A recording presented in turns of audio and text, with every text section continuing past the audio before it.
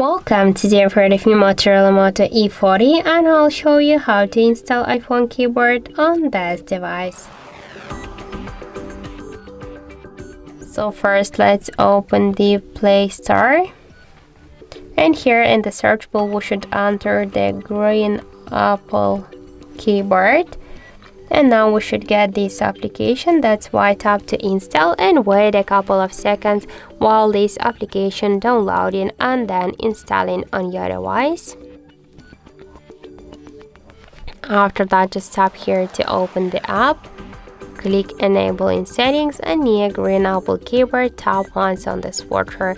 Then just tap OK, again OK, and go back.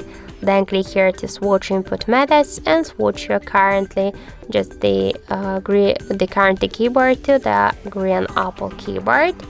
Now we can see that the process is finished, and let's go, for example, into the app search to see the new look of our device keyboard, and we can see that this keyboard is so close to the iPhone 1 with all of these emojis.